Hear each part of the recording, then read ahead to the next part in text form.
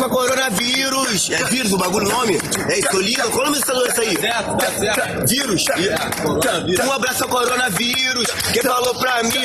Um abraço pra coronavírus. O beijinho no canto da vírus. O beijinho no canto da vírus. Um abraço pra coronavírus. Oi, pessoal. Um abraço pra você. Um abraço pro seu irmão, pra sua irmã, pro seu pai, pra sua mãe, pro seu cachorro, pro seu gato, pro seu peixe. Um abraço pra sua avó. Não, pra avó não pode. Quer dizer, não pode pra ninguém. Um abraço pra ninguém, tá bom? Vamos começar a nossa aula. Que saudade, hein? Que saudade de vocês. Saudade do cabelo encebado do Brunão. Que saudade do tênis embarreado do Bomba. Que saudade do pig de aparelho. Que saudade do pig de aparelho. Mas vamos começar a nossa aula? Tema da aula, contratualista. Senhores e senhoritas, espero que todos estejam muito bem. Só lembrando por que a gente não está tendo as nossas aulas presenciais, né? Por causa de coisas como essa, olha ali, ó. Credo, que nojo! E a gente sabe que nessa situação atual, um espirro pode significar o quê? Né? Então, senhores e senhoritas, o melhor é a gente continuar por aqui. EAD. O tema da nossa aula, portanto, é contratualismo. Lembrando que contratualismo é uma teoria política e filosófica. Essas teorias políticas e filosóficas, as teorias contratualistas, todas elas são baseadas na ideia de que existe uma espécie de pacto ou contrato social que retira o ser humano do seu estado de natureza e coloca ele na vida em sociedade. Nós temos alguns filósofos contratualistas principais, como Thomas Hobbes, esse cidadão aqui, ó, inglês, tá? Responsável por uma visão extremamente pessimista do estado de natureza. O John Locke, um justnaturalista, esse bonitão aí do narizinho. E o Jean-Jacques Rousseau, tá? Filósofo suíço, que vai ter uma postura bem diferente dos outros dois em relação ao estado de natureza. Mas vamos com calma, aos poucos a gente vai vendo tudo isso aí.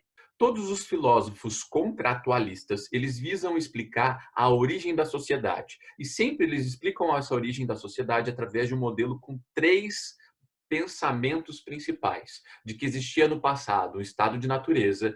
Nesse passado, os seres humanos portavam suas características inatas, ou seja, que nascem com os seres humanos.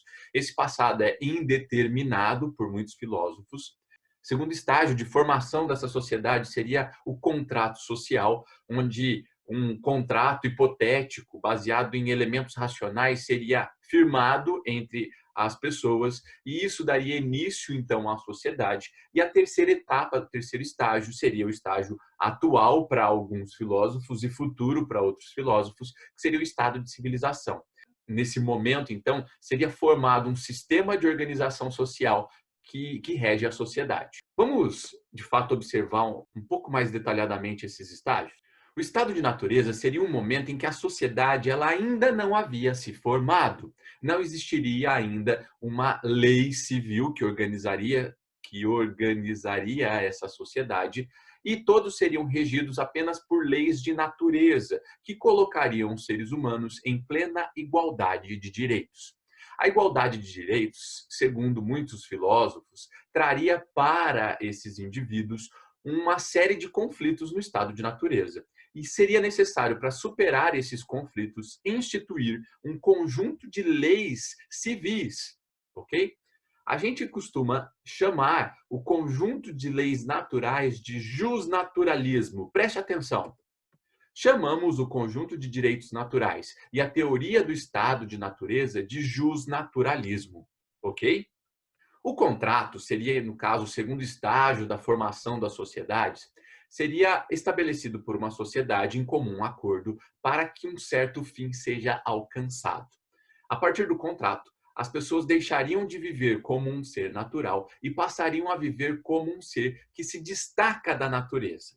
Atenção! A partir da afirmação de um contrato social, criaria-se a sociedade, e essa sociedade seria portadora de leis, de uma moral unificadora dos indivíduos, de costumes incomuns e, principalmente, de instituições sociais. É a partir da formação do contrato que se criaria, por exemplo, as escolas, a igreja e o Estado.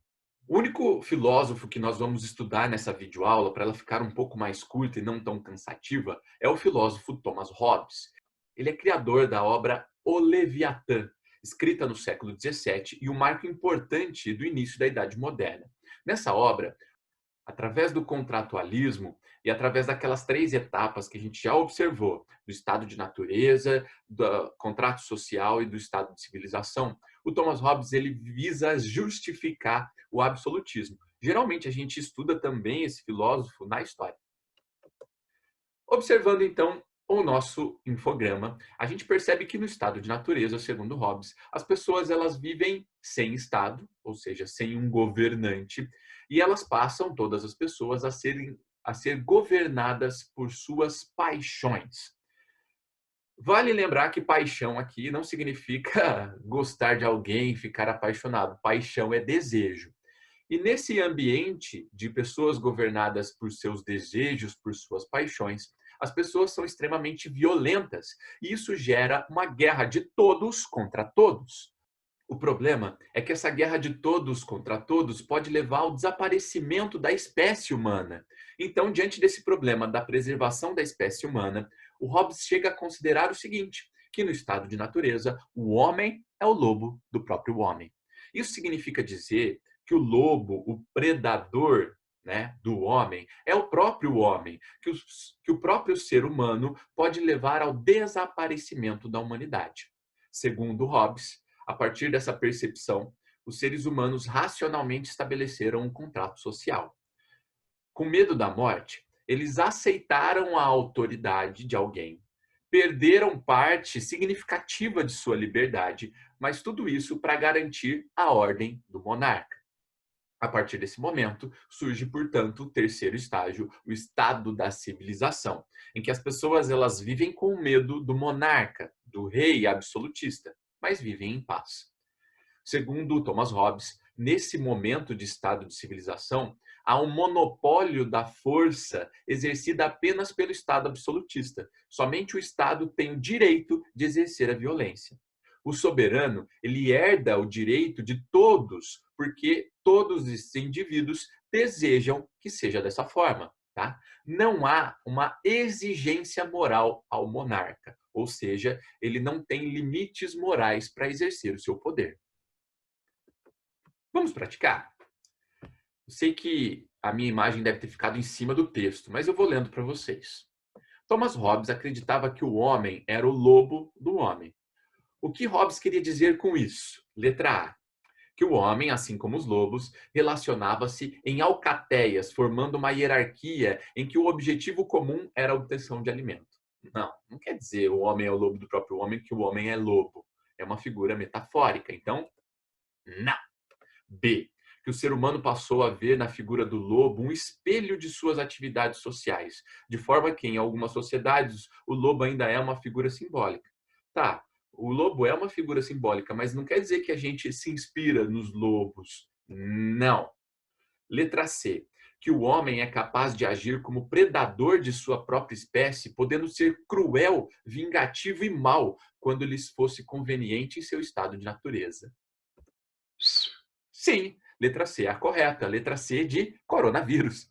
Letra D, que a amizade entre os seres humanos era comparável à relação próxima que os lobos possuem em uma alcateia? Não. Pessoal, então para a gente começar a finalizar a nossa aula, tarefa de casa. Eu gostaria que vocês fizessem a página 52, exercício número 1 e 3, e na página 58, exercício número 1, 3 e 4. E para a próxima aula, senhores e senhoritas, John Locke e Jean-Jacques Rousseau, vamos encerrar os filósofos contratualistas. Estou com muita saudade de vocês, quero que isso passe logo, mas por enquanto a gente vai por aqui. Qualquer dúvida, eu estou inteiramente à disposição de vocês. Um beijo, um queijo e até a próxima videoaula.